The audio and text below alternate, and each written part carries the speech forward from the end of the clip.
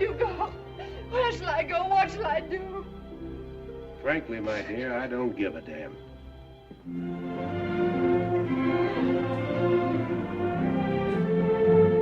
Well, this is a charming, rough neighborhood, isn't it? Lois, I'm gonna start a screaming match with that black gentleman down on the sidewalk. Hey! Get away from my steps, motherfucker! Hey, fuck your mama! Fuck your mama, asshole! Fuck you! Fuck you back! Oh, well, that was fun.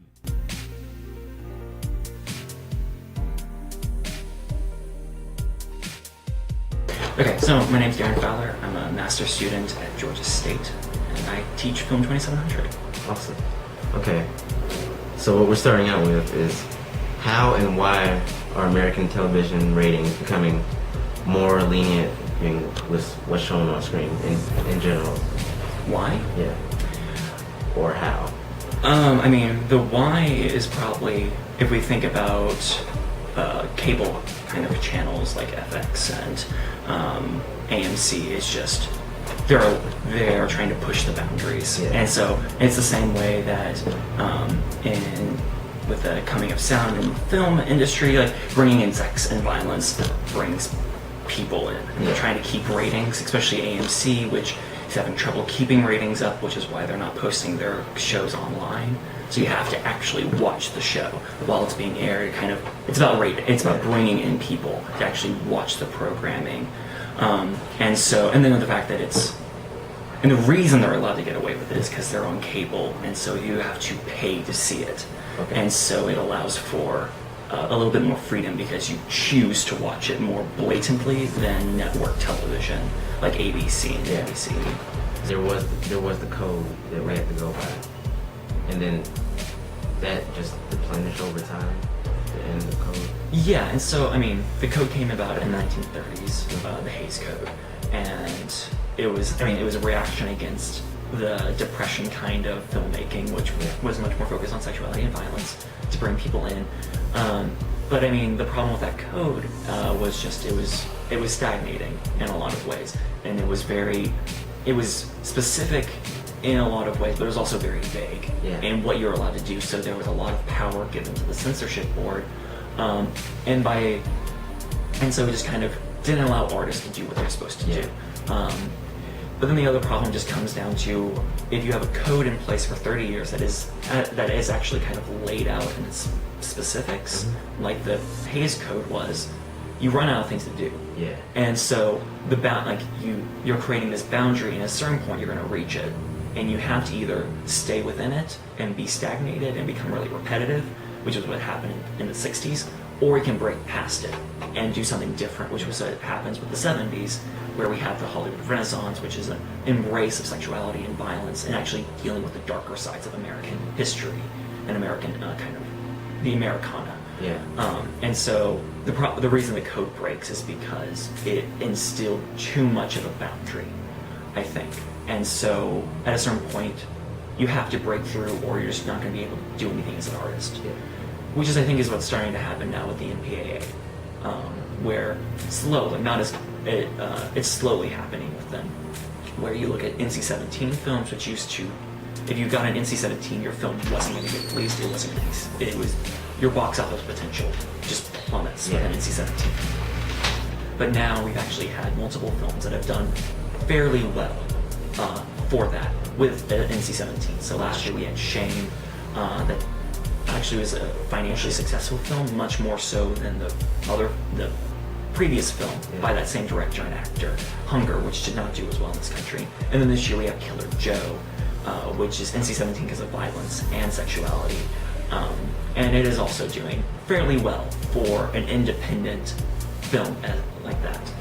And so there's this slow breaking down of that system, and the fact that R ratings aren't actually keeping people out. Yeah. I mean, you go see an R film and there's still 13-year-olds watching the film. So obviously the system isn't working, and so there's kind of been a backlash against the MPAA, along with the fact the MPAA has loosened the reins so much in terms of violence and sexuality that it's becoming, the question is raised, what's the point of it then? Yeah. And that's coming up more and more. It's going to stay here for a while, but the question's raised finally.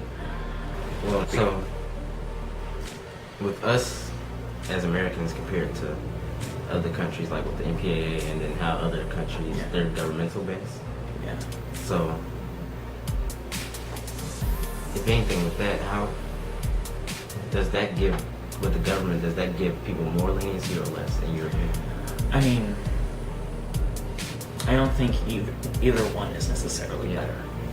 It's just a matter of which way do you think works?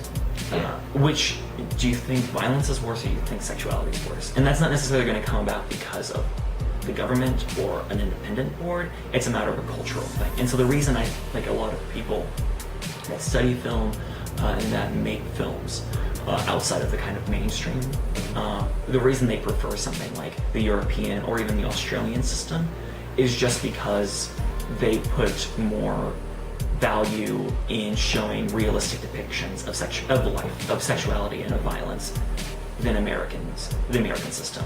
And that's just a cultural thing. It's not a matter of like government versus independent.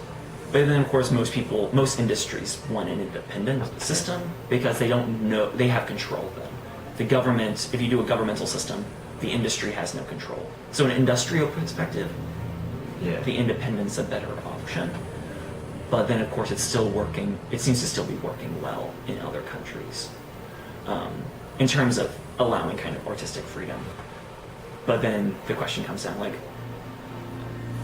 American system is much more financially viable than the European, than the European industry. And does our censorship boards, do they have something to play with that? And I don't know about that. Well, I think this will be the last question. Okay. Since